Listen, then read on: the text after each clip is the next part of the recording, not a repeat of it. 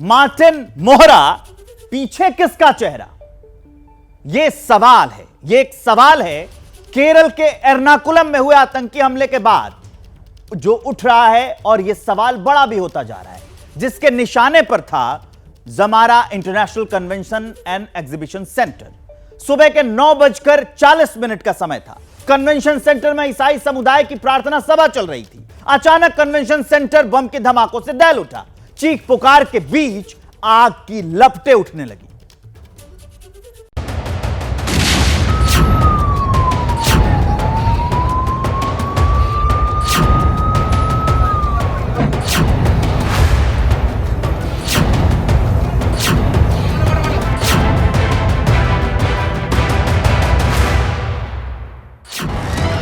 आग की लपटें उठ रही हैं।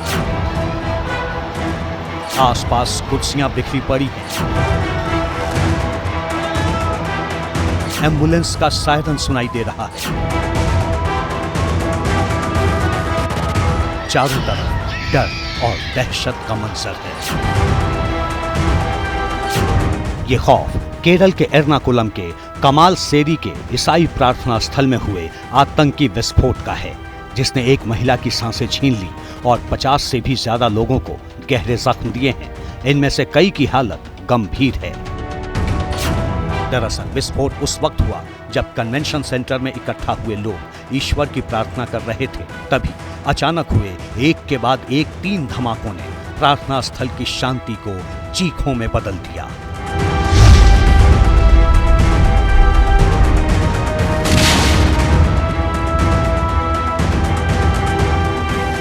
केरल की धरती पर हुए आतंकी विस्फोट से हर कोई सन्न है। हर एक चेहरे पर हजारों सवाल हैं, जिनका जवाब अब सुरक्षा एजेंसियों को तलाश करना है।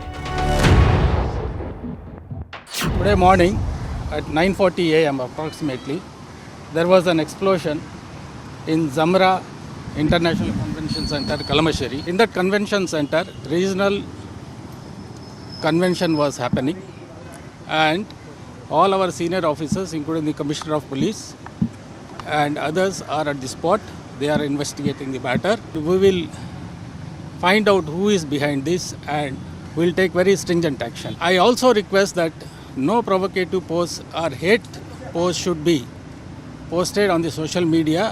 If anybody is doing such thing, we will take very stringent action against them also. जाहिर है कमाल सेरी कन्वेंशन सेंटर में आतंकी विस्फोट के पीछे कौन सा संगठन है, किसने साजिश की, तस्वीर अभी पूरी तरह साफ नहीं है। इस बीच घटना की जांच की जिम्मेदारी NIA को सौंप दी गई है।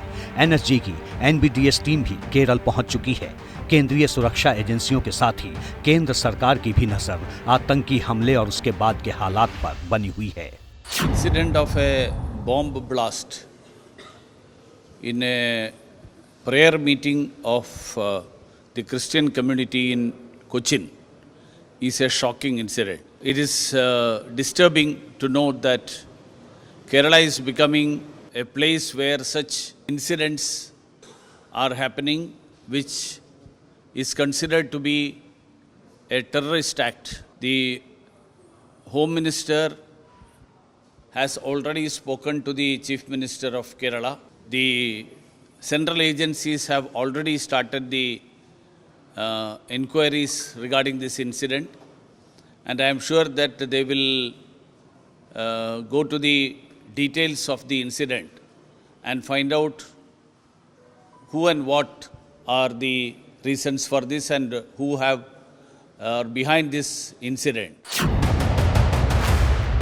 बताया जा रहा है कि कन्वेंशन सेंटर में धमाकों के लिए इंसेंडियरी डिवाइस का इस्तेमाल किया गया, जो कि IED की तरह ही होता है। इससे एक छोटा धमाका होता है, विस्फोट के बाद आग लग जाती है। विस्फोट में घातक केमिकल्स का इस्तेमाल किया जाता है। बम को ट्रिगर करने के लिए मौके पर रहने की जरूरत नहीं होती।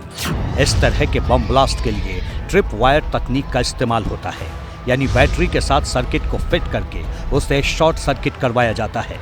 केरल में हुए ब्लास्ट के लिए इसी तरह की तकनीक के इस्तेमाल की आशंका जताई जा रही है।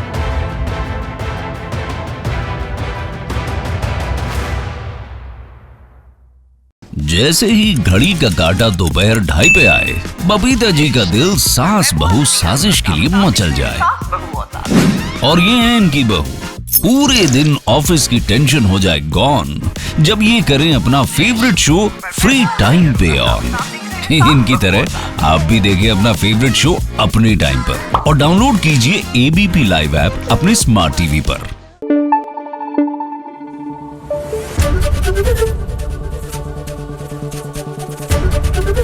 एबीपी न्यूज आपको रखे आगे।